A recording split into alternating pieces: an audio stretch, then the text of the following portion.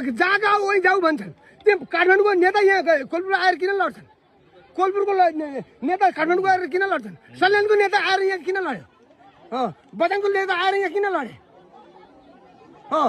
मान्छेलाई दस धुर माटो हामी गरिब जनतालाई बढ्न नपाउने, प्लेटका प्लेट फारमका फारम गरेर यिनले बेचेर पलेटिङ गरेर बेच्न पाउने।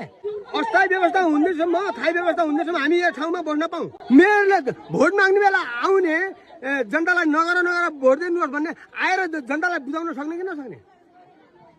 गाली गलत होइन सर, गाली गलत होइन। मेयरलाई सम्मानको साथ हामी त बाघ भालु होइनौँ, मानिस हौ।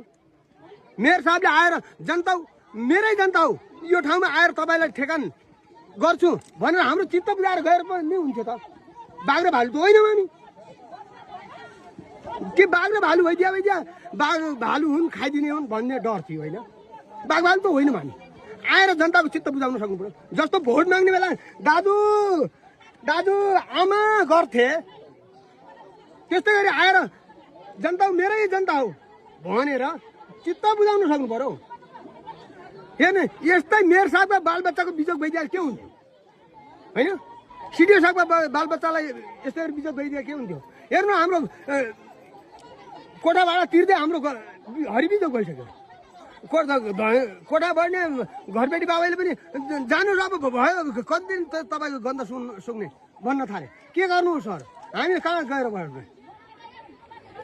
होइन, मेयर साहबले यहाँका जनतै होइन भने चिनका जम्मा लाइन सक्नु पर्यो, भारतमा आउनु भारत सरकारलाई जम्मा लाइनु पर्यो, होइन अमेरिका आउनु भने अमेरिका सरकारलाई जम्मा लाइन सक्नु पर्यो।